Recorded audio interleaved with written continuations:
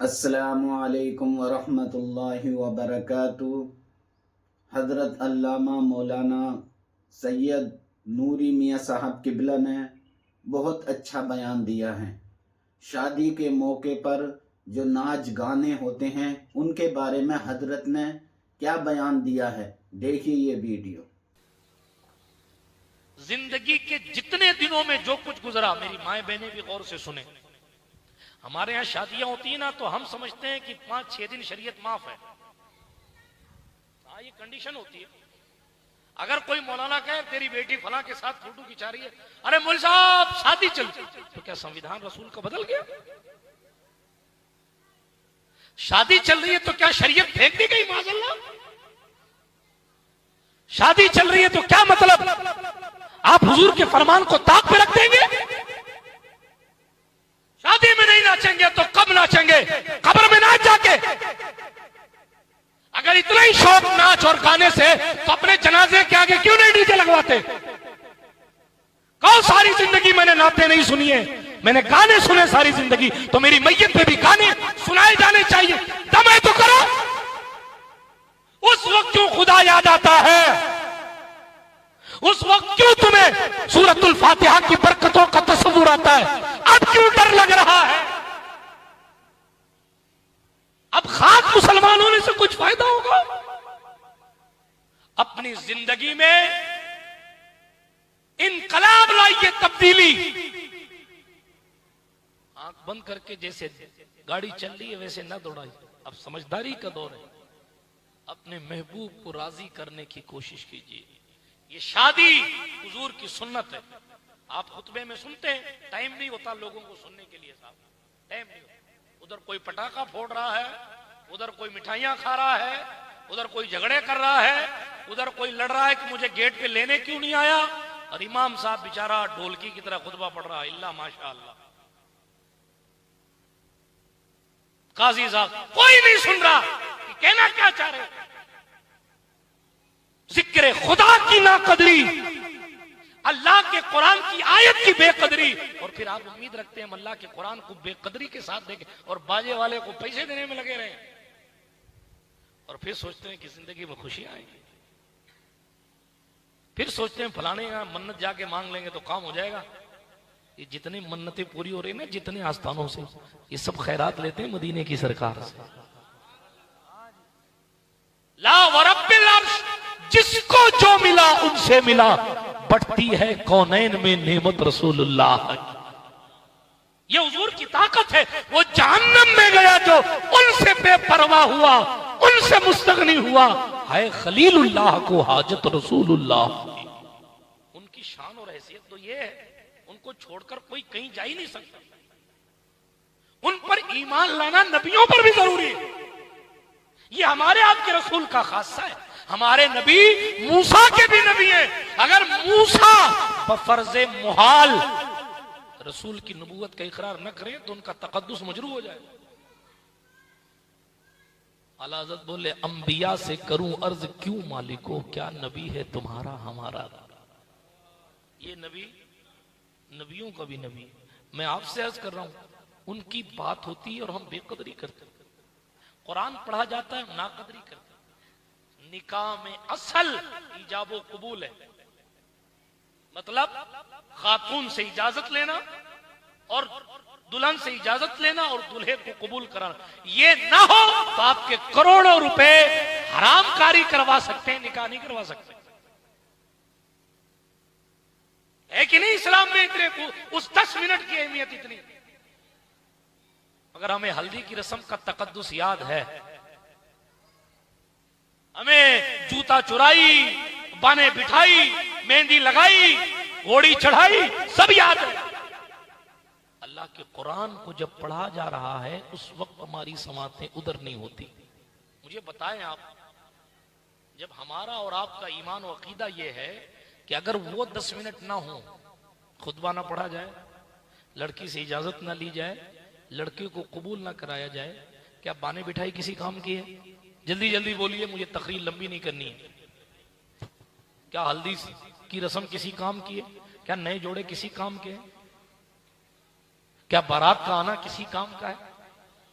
क्या वलीमा होगा? क्यों? निकाह ही नहीं हुआ।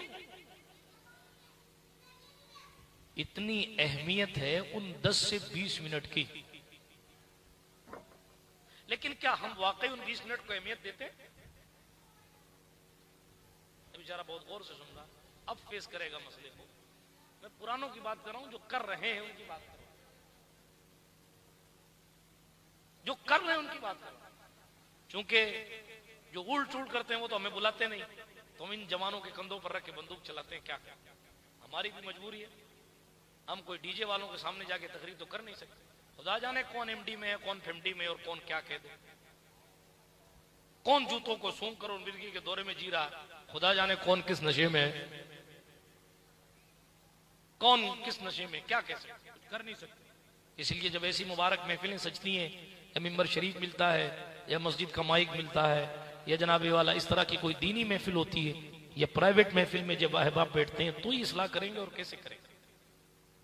नाचने वाला तो हमें नहीं कहेगा आओ मौलाना, वो तो 7 दिन पहले और 7 दिन बाद में इमाम साहब से लेफ्ट होके चलता है।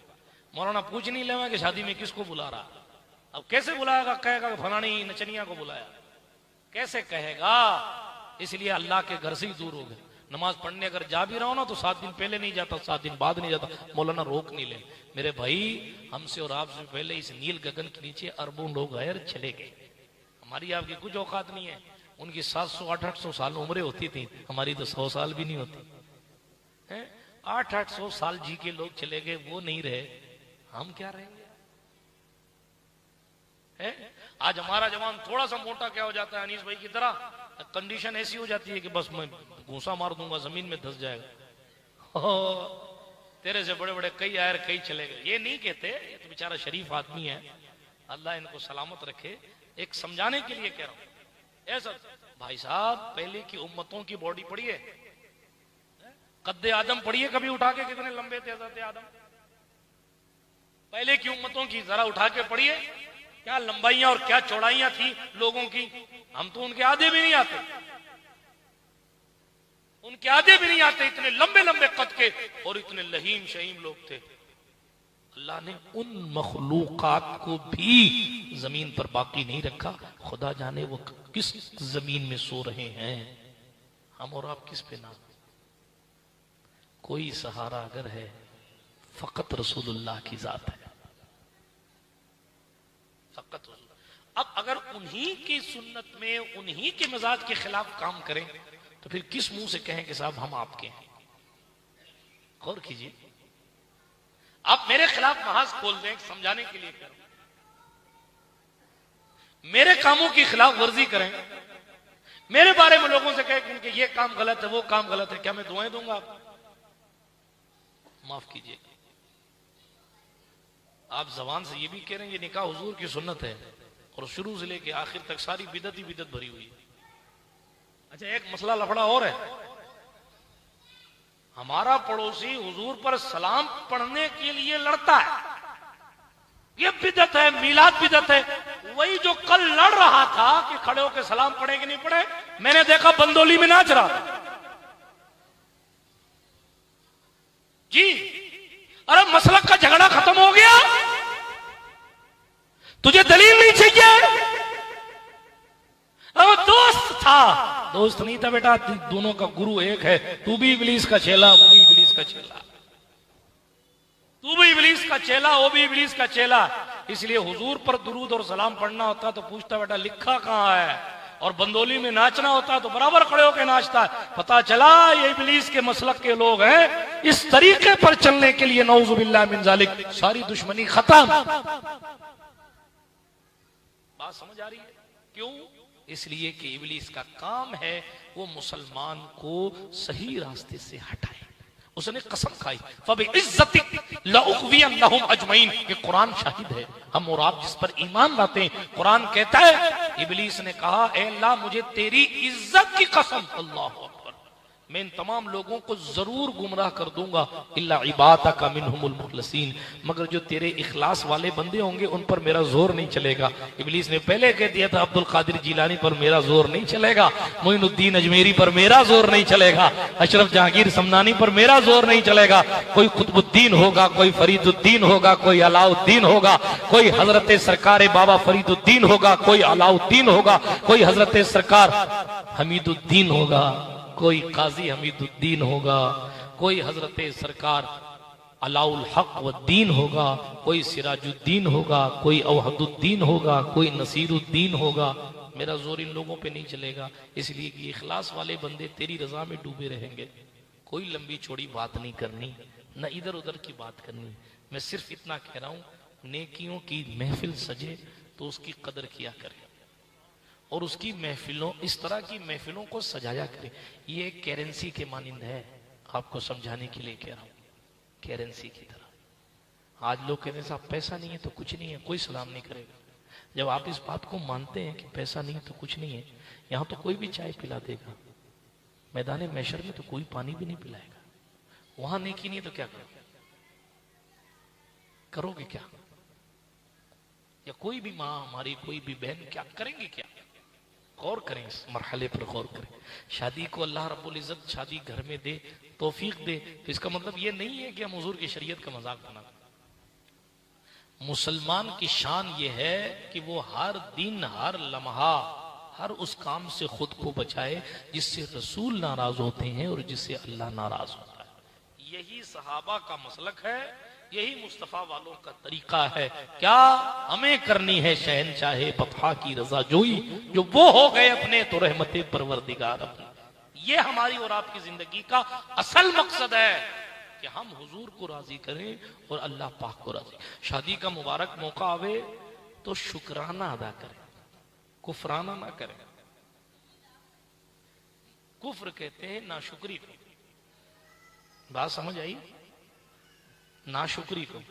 अगर आपको अल्लाह पाक ने बेटा दिया और उस बेटे या बेटी की इतनी उम्र दी, सेहत और सलामती के साथ वो उम्र की इस दहलीज पर पहुंची कि आप उसको दुल्हा बनते देख रहे हैं या उसको दुल्हन बनते देख रहे हैं, तो आपको अल्लाह का शुक्र अदा करना चाहिए ना कि मेरे अल्लाह तूने इतनी मोहलत दी, ये भी जिंदा है, मैं भी जिंदा हूं, इसकी भी आंखें, मेरी भी आंखें, तूने ये दिन दिखाया, तेरा शुक्र है।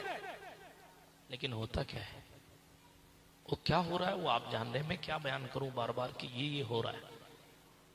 लेकिन जो कुछ हो रहा है ना, ये बेपर्दगियां, ये मर्दोजन का मिलना, शादियों को लोगों ने अड्डे बना लिए, जिन चवन्नों को जो है वो दूसरों की बहन बेटियां मुलाकात में नहीं आती, वो उर्सों और कव्वालियों और शादियों में जाकर नंबर एक्सचेंज करते हैं।